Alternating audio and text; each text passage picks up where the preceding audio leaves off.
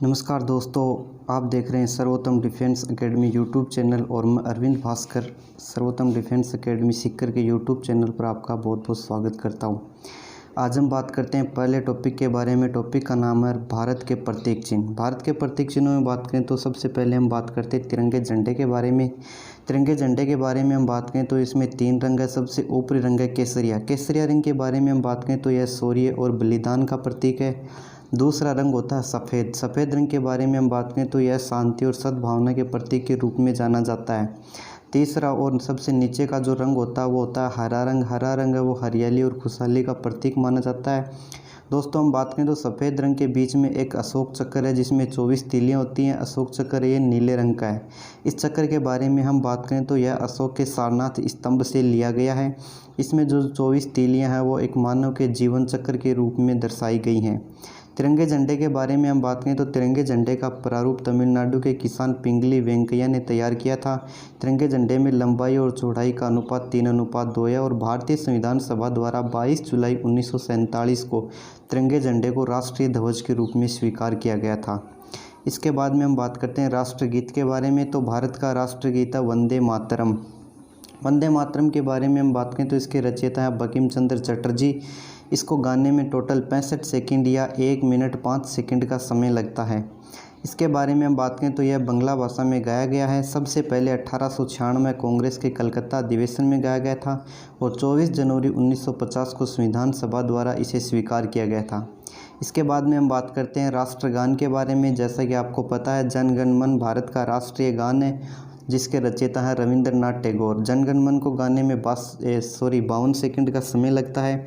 यह सबसे पहले 1911 कांग्रेस के कलकत्ता अधिवेशन में गाया गया था और संविधान सभा द्वारा 24 जनवरी 1950 को इसे राष्ट्रगान के रूप में स्वीकार किया गया। दोस्तों रविंद्रनाथ टैगोर के बारे में हम बात करें तो रविंद्रनाथ टैगोर ने 2 देशों का राष्ट्रगान लिखा है, पहला भारत का और दूसरा बांग्लादेश का। बांग्लादेश का राष्ट्रगान है आमार सोनार कलाम। जो बांग्ला गीत है वो बांग्ला भाषा में लिखा गया है जो उन्होंने 1905 में लिखा था, जो वर्तमान में बांग्लादेश का राष्ट्रगान है। इसके बाद में हम बात करते हैं भारत के राष्ट्रीय पशु के बारे में। तो आपको पता होगा बाघ है जो भारत का राष्ट्रीय पशु है। बाघ को 1973 में भारत का राष्ट्रीय पशु घोषित किया गया था। इसे रॉयल बंगाल टाइगर के नाम से भी जाना जाता है। बाघ का जो वैज्ञानिक नाम है वो है पैंथेरा टिग्रिस लिनायस। हम बात करें तो बाघ से पहले यानी 1973 से पहले शेर है वो भारत का राष्ट्रीय पशु था। भारत में 1973 में टाइगर रिजर्व प्रोजेक्ट की शुरुआत की गई थी या बाघ संरक्षण परियोजना की शुरुआत की गई थी। उसी के तहत बाघ को भारत का राष्ट्रीय पशु बनाया गया था। बात करें बाघ के बारे में तो विश्व में सबसे ज़्यादा बाघ है वो भारत में ही है और अगर भारत की बात करें तो सबसे ज़्यादा बाघ है वो मध्य प्रदेश में पाए जाते हैं। इसके बाद में हम बात करते हैं भारत के राष्ट्रीय पक्षी के बारे में। तो राष्ट्रीय पक्षी के बारे में हम बात करें तो जैसा कि आपको पता है मोर या मयूर जो है वो भारत का राष्ट्रीय पक्षी है जिसे 1963 में भारत का राष्ट्रीय पक्षी घोषित किया गया था, जिसका वैज्ञानिक नाम है पाओ क्रिस्टेटस। यह मोर का वैज्ञानिक नाम है जो भारत का राष्ट्रीय पक्षी है। इसके बाद में हम बात करते हैं भारत के राष्ट्रीय पुष्प या राष्ट्रीय फूल के बारे में। तो जैसा कि आप सबको पता है कमल जो है वो भारत का राष्ट्रीय पुष्प है।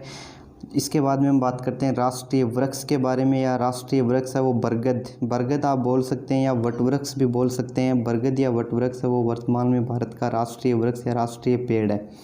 राष्ट्रीय फल के बारे में हम बात करें तो आम को राष्ट्रीय फल की मान्यता दी गई है। आम को आपको पता होगा फलों का राजा भी कहते हैं। राष्ट्रीय मिठाई के बारे में हम बात करें तो जलेबी को भारत की राष्ट्रीय मिठाई घोषित किया गया है। इसके बाद में हम बात करते हैं राष्ट्रीय नदी के बारे में। तो गंगा नदी है वो भारत की राष्ट्रीय नदी है। 2010 में गंगा को भारत की राष्ट्रीय नदी घोषित किया गया था।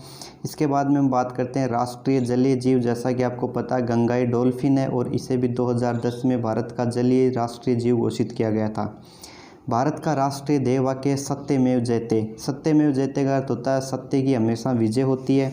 यह अशोक के सारनाथ स्तंभ से लिया गया है।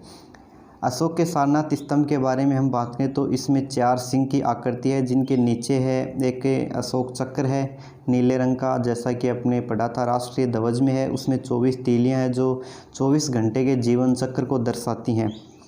अशोक चक्र के बारे में हम बात करें तो यह सारनाथ उत्तर प्रदेश में है और इसका यह राष्ट्रीय ध्येय वाक्य जो यहीं से लिया गया है सत्यमेव जयते। उसके बाद में हम बात करते हैं राजभाषा के बारे में। तो जैसा कि हिंदी भारत की राजभाषा है, राजभाषा उसे कहते हैं जो राजकार्य की भाषा हो या राजकाज की भाषा को 14 सितंबर 1949 को हिंदी को भारत की राजभाषा का दर्जा दिया गया था।